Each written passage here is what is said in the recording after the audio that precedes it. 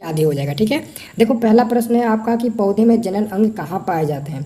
पौधे में जनन अंग कहाँ पाए जाते हैं, तो पौधे में जनन अंग कहाँ पाए जाते हैं, पुष्प में। पुष्प में माने तो फूल में, यानी कि पुष्प में। ठीक है, जस्ट अगला क्वेश्चन है कि प्रकाश संश्लेषण की क्रिया होती है। प्रकाश संश्लेषण की क्रिया होती है, तो हम सबको पता है कि प्रकाश संश्लेषण की क्रिया क्या होती है, तो हरे पेड़ पौधों में होती है, यानी कि हरे हरे पौधों में, यानी कि हरे पेड़ पौधे बोल सकते हैं। जो ऑप्शन नंबर देखो डी नंबर में दिया है हरे पेड़ पौधे, तो इसी पर आप लोग टिक लगा देना, डी नंबर वाला। ठीक है, अब देखो अगला क्वेश्चन कि प्रकाश संश्लेषण की क्रिया में ऑक्सीजन किस से बाहर निकलता है, तो याद रहे प्रकाश संश्लेषण की क्रिया में CO2 से ना जो अभिक्रिया होता है, CO2 और H2 ये दो से अभिक्रिया होता है प्रकाश संश्लेषण में। तब जाकर आपका CO2 अभिक्रिया करता है तो उसके साथ ग्लूकोज का निर्माण होता है। लेकिन जब ये टूटता है, यानी कि CO2 टूटता है तो ग्लूकोज बनता है, लेकिन जब H2O टूटता है तो H2O के साथ साथ ऑक्सीजन बाहर निकल जाता है। तो हम बोलेंगे कि जल के टूटने के साथ हमारा ऑक्सीजन कहाँ होता है, तो बाहर निकलता है। तो आंसर आपका ए नंबर वाला होगा। ठीक है, जस्ट अगला प्रश्न है कि जठर ग्रंथियाँ पाई जाती है। जठर ग्रंथियाँ कहाँ पाई जाती है, तो अमाशय में पाई जाती है। हम लोग आंसर दे देंगे ऑप्शन नंबर बी वाले को। ठीक है, चलो जस्ट अगला प्रश्न क्या है, अगला प्रश्न है कि ग्लाइकोलिसिस की क्रिया संपन्न होती है। ग्लाइकोलिसिस की क्रिया संपन्न होती है, तो 5 का सही उत्तर होगा कोशिका द्रव्य में। कहाँ पर, तो कोशिका द्रव्य में 5 का आंसर हो जाएगा। जस्ट अगला क्वेश्चन है कि इथाइल अल्कोहल किस प्रकार के श्वसन में बनता है। मैंने आपको बताया था कि अवायवीय श्वसन में बनता है। ठीक है, इथाइल अल्कोहल किस प्रकार के श्वसन में बनता है, तो अवायवीय श्वसन में बनता है। ठीक है, याद रखना। अगला क्वेश्चन है कि सबसे छोटी अंतःस्रावी ग्रंथि कौन है। सबसे छोटी अंतःस्रावी ग्रंथि जिसको प्यूटरी ग्रंथि बोलते हैं, और आप लोग भी बोलते हो प्यूटरी ग्रंथि। ठीक है, नेक्स्ट प्रश्न है कि पौधे में वायवीय भागों से जल के ह्रास की क्रिया क्या कहलाती है जी। वो क्रिया क्या कहलाती है, तो वह क्रिया आपके वाष्पोत्सर्जन कहलाती है। वह क्रिया वाष्पोत्सर्जन क्रिया कहलाती है। जस्ट इसका आंसर हो जाएगा बी नंबर। ठीक है, अब देखो अगला क्वेश्चन यानी कि नेक्स्ट प्रश्न हम लोगों का क्या आता है। हम लोग का अगला प्रश्न आता है कि घेंगा रोग पनपता है। मैंने आपको बताया था घेंगा अथवा ग्वाइटर, ये मतलब कि घेंगा को आप ग्वाइटर भी बोल सकते हो। तो घेंगा अथवा ग्वाइटर नामक जो बीमारी होती है ना, वो आयोडीन की कमी के कारण होती है। आयोडीन माने तो नमक। ठीक है ना, चलो अगला क्वेश्चन आपका है। अगला क्वेश्चन आपका है कि रक्त में हल्के पीले रंग के चिपचिपे द्रव को क्या कहते हैं, तो प्लाज्मा कहते हैं। इसका एक और नाम है, मैं आपको कमेंट करके बता दूंगा। ठीक है, और आपको अगर लगता होगा किसी भी क्वेश्चन में अगर डाउट होगा तो आप लोग डाउट का सोल्यूशन लेने के लिए आप कमेंट कर देना कि सर जी इस क्वेश्चन में हमको थोड़ा डाउट लग रहा है, मैं देख लूँगा, कोई दिक्कत नहीं है। ठीक है, अगर कहीं भी आपको डाउट लगे कि इस क्वेश्चन का लगता है आंसर गलत है या फिर कोई भी है, तो आप आंसर कमेंट कर देना। आपके ऊपर आप अगर कमेंट करेंगे तो उस कमेंट का रिप्लाई हज़ारों लड़के दे सकते हैं, मैं भी दे सकता हूँ। तो इसलिए आप शर्माना मत, कमेंट कर देना फटाक से। ठीक है, चलो अगला क्वेश्चन हमारा क्या है कि रक्तचाप मापने के उपकरण को क्या कहते हैं। जो रक्तचाप हम लोग मापते हैं उसके उपकरण को क्या कहते हैं। देखो ऑप्शन नंबर डी में नाम दिया गया, थोड़ा लंबा नाम है लेकिन हम लोग याद करेंगे। ठीक है, स्पिगनोमैनोमीटर। ठीक है, तो आंसर हमारा जस्ट डी नंबर होगा। अब देखो अगला क्वेश्चन है कि वाष्पोत्सर्जन की क्रिया पाई जाती है। तो अभी मैंने बताया वाष्पोत्सर्जन की क्रिया पाई जाती है पौधों और जंतु दोनों में, या फिर इनमें से कोई नहीं। तो 12 का आपका करेक्ट आंसर हो जाएगा पौधों में। कहाँ पर, तो जीव पौधों में। ठीक है, अगला प्रश्न आपका है कि निम्नलिखित में किसमें खुला परिसंचरण तंत्र पाया जाता है। तो मैंने बताया था तिलचट्टा में खुला परिसंचरण तंत्र पाया जाता है। 13 का आंसर क्या होगा, सी नंबर होगा। किसमें, तिलचट्टा में। अगला क्वेश्चन है रक्त क्या है। रक्त यानी कि माने तो ब्लड। तो ब्लड एक प्रकार का, रक्त एक प्रकार का उत्तक होता है। तो हम लोग आंसर ठीक है 14 का बी नंबर, रक्त एक प्रकार का उत्तक होता है। ठीक है, अगला क्वेश्चन है कि मूत्र का पीला रंग किस वर्ण के कारण होता है। तो मैंने आपको बताया था कि जो हम लोग का पेशाब होता है, जो हम लोग का मूत्र होता है, वो क्यों पीला होता है और उसका कारण क्या होता है, ये भी मैंने आपको साथ पढ़ाया था, उसमें बताया था। ठीक है, तो इसका तो आंसर आप लोगों को पता होगा, यूरोक्रोम के कारण शायद होता है। शायद इसका आंसर यही होगा, सी नंबर वाला। ठीक है, देखो अब ऑप्शन में क्लोराइड नहीं सही है, यही सही आंसर होगा, यही होगा। ठीक है, अगला क्वेश्चन है कि निम्नलिखित में कौन एक उभयलिंगी जंतु है। सबको पता है केंचुआ एक उभयलिंगी जंतु होता है। ठीक है, अगला क्वेश्चन आपका आता है 17 नंबर, यूरिया रक्त में कहाँ से प्रवेश करता है। यूरिया रक्त में यकृत से। यकृत का नाम सुने, अरे यार यकृत का नाम नहीं सुने तो किसका नाम सुने। यकृत मतलब लीवर होता है, लीवर। और याद रहे यूरिया एक ऐसा कार्बनिक यौगिक है जो प्रयोगशाला में सबसे पहले बार इसका निर्माण किया गया था। ठीक है, मैंने आपको लाइव क्लास चलाया था, उसमें बताते हैं कि यूरिया एक कार्बनिक यौगिक होता है जो प्रयोगशाला में सबसे पहली बार इसी को बनाया गया था। अभी तक 1,60,00,000 से अधिक प्रयोगशाला में कार्बनिक यौगिक को बनाया जा चुका है, मतलब बनाए जा चुके हैं हम लोग। लेकिन दोस्तों जो यूरिया का फर्स्ट निर्माण हुआ था प्रयोगशाला में, इसके निर्माता का नाम था ओलर नामक वैज्ञानिक ने सन 1828 ईस्वी में मतलब कि निर्माण किया था यूरिया का। ठीक है, तो हम आपको बताए हैं 6 क्लास में। ठीक है, अगला क्वेश्चन है जैव आवर्धन प्रदर्शित करने वाला रसायन है। जैव आवर्धन प्रदर्शित करने वाला रसायन कौन सा है। तो जस्ट आपका 18 का आंसर क्या हो जाएगा, 18 का आंसर होगा बी नंबर DDT। ठीक है, अगला क्वेश्चन है 19 नंबर की निम्नलिखित में कौन एक प्राथमिक उपभोक्ता है। तो शाकाहारी को आप प्राथमिक उपभोक्ता की श्रेणी में रखेंगे, शाकाहारी। ठीक है, मांसाहारी नहीं बल्कि शाकाहारी। अगला क्वेश्चन आपका है कि निम्नलिखित में कौन एक भूमिगत जल का उदाहरण है। आपका क्या हो जाएगा, कुआं हो जाएगा, कुआं। ठीक है, कुआं जिससे पहले के जमाने में लोग पानी पिया करते थे। ठीक है, यही हमारा हो जाएगा।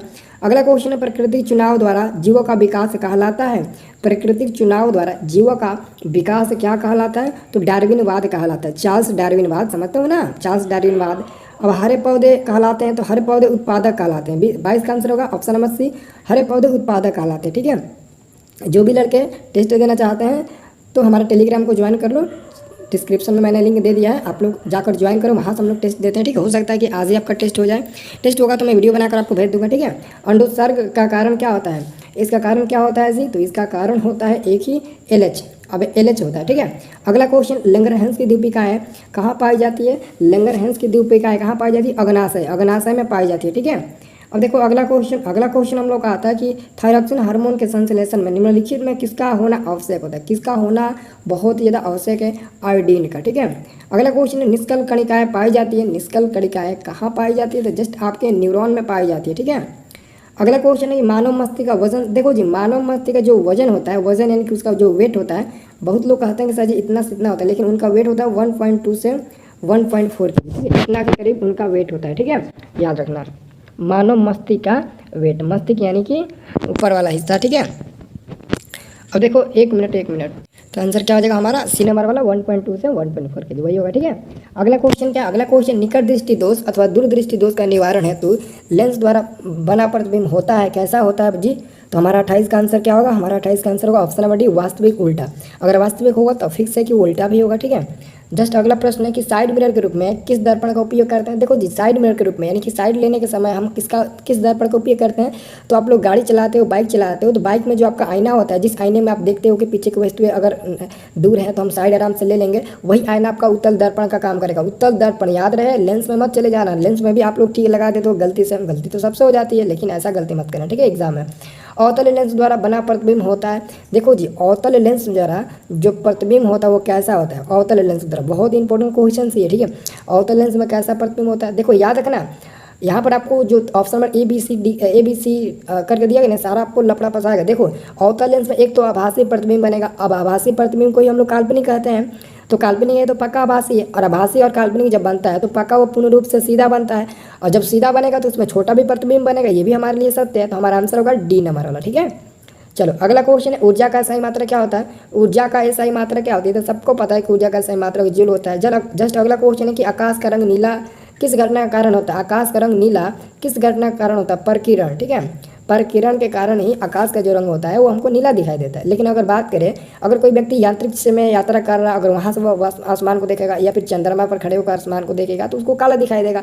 ये सब डिपेंड किस पर करता है, तो रंग के ऊपर डिपेंड करता है, किसका तरंग दैर्घ्य ज़्यादा है, किसका तरंग दैर्घ्य कम है, उसी के अनुसार ये डिपेंड करेगा। तो ऑलरेडी वो चैप्टर में आपको पढ़ाएंगे, फिजिक्स वाले उस चैप्टर में, तो हम आपको बता देंगे। ठीक है, अगला क्वेश्चन आपका है कि सामान्य नेत्र के लिए स्पष्ट दृष्टि का न्यूनतम दूरी का है, तो 25 सेंटीमीटर टिक लगाना। देखो यहाँ पर सेंटीमीटर, मीटर, mm सब दिया है, तो आपको सेंटीमीटर को चूज करना। ठीक है, अगला क्वेश्चन आपका 34 नंबर है कि किसी उत्तल लेंस का फोकसांतर 25 सेमी है तो उसकी क्षमता क्या होगा। तो पहले एक बात आपको समझ लेना है कि उत्तल लेंस का फोकसांतर, याद रहे उत्तल लेंस का हर चीज़ प्लस में होता है, चाहे वो लेंस की फोकस दूरी हो या फिर उत्तल लेंस का क्षमता हो, सब प्लस में होता है। यहाँ पर अगर फोकसांतर प्लस में है तो इसकी क्षमता भी पक्का प्लस में ही मिलेगा। तो इससे आप दो चीज़ काट दो, माइनस वाला बी और सी को काट दो, क्योंकि ये माइनस वाला तो आंसर होगा नहीं, क्योंकि उत्तल लेंस में कुछ भी माइनस नहीं होता है। तो हम देखेंगे 50 दिया है और P बराबर हमारा होता है 1/f, तो हम क्या करेंगे, f का मान रख देंगे नीचे 50 चूँकि सेंटीमीटर में और क्षमता को चाहिए डायप्टर यानी कि मीटर में, तो ऊपर हमको 100 से गुणा करना पड़ेगा। जब 100 से गुणा करेंगे तो 50 100 से 2 बार में कट जाएगा, तो पक्का प्लस में 2 डायप्टर मिलेगा,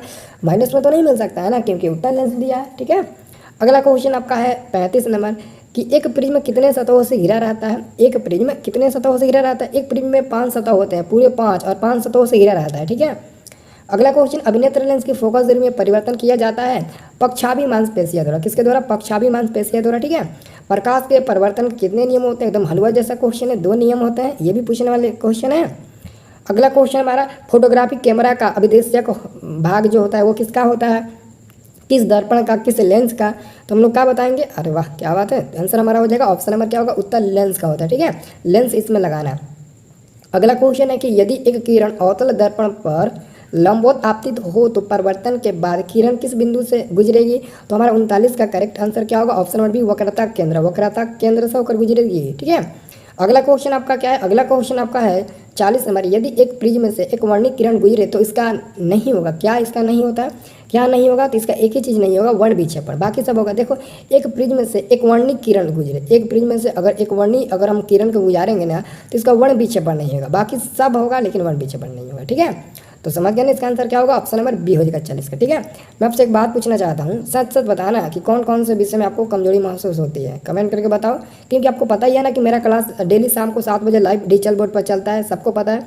इसलिए आप लोगों को मैं सूचना देना चाहता हूँ कि ताकि आप लोगों को पता चल सके कि जिस विषय में कमजोरी है उस विषय को हम अच्छे से पढ़ सकें। अभी अगर नहीं सुधारेंगे, अभी अब अच्छे से नहीं पढ़ेंगे उस सब्जेक्ट को, तो कब पढ़ेंगे? एग्जाम के टाइम में? नहीं, बिल्कुल नहीं। अगर मैथ में कमजोर हो आप लोग, मैथ नहीं समझ में आती है या फिर मैथ कमजोर है, तो मैथ को पहले सुधारेंगे, फिर बाकी सब्जेक्ट को भी सुधारेंगे।